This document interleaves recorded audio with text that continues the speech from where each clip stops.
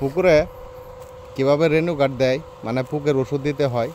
হ্যাঁ, দেখেন আমরা প্রত্যেক মাসে 2বার করে পোকার ওষুধ দিয়ে থাকি।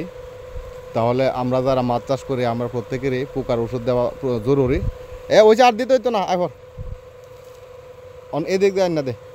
তাহলে আমরা প্রত্যেকেই পোকার ওষুধ ব্যবহার করি, কারণ এই পোকার ওষুধ আমাদের খুবই জরুরি।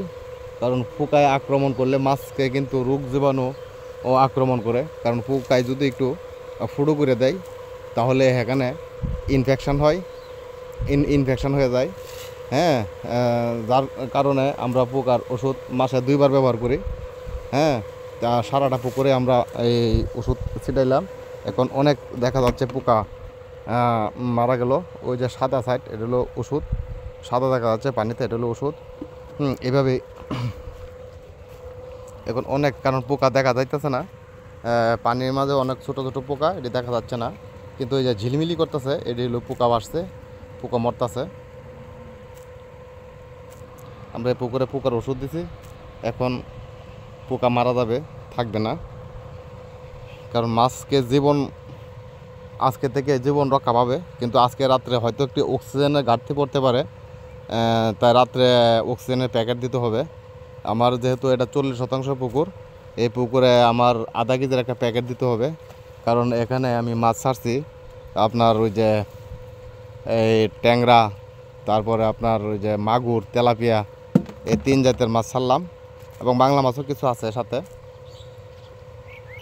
আমরা এই পুকুরে যেসব মাছ ছাড়লাম তা বললাম। আর এই যে পুকুরে নিয়মিত ওষুধ দিতে হয়, কীটনাশক, এই আপনার পোকা মারার ওষুধ, এটা দিতেই হবে প্রত্যেকেরই।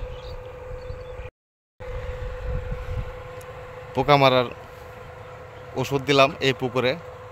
তাহলে ভাই ইনশাল্লাহ আজকে এই পর্যন্তই রাখলাম। এই এখানে 40% পুকুরে আমি 100 ml একটা রেণুকাট দিলাম, কারণ ছোটো ছোটো পোনা আছে তো, তাই মানে পাওয়ারের মাত্রাটা একটু কম দিলাম। কারণ এখানে মাছ যদি একটু বড় হইতো তাহলে আর একটু বেশি পরিমাণে দিতে হইতো।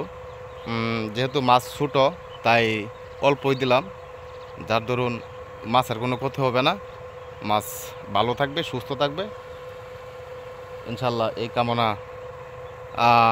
করে, এই আশা ব্যক্ত রেখে আমি আজকে আপনাদের কাছ থেকে বিদায় নিতেছি। আসসালামু আলাইকুম।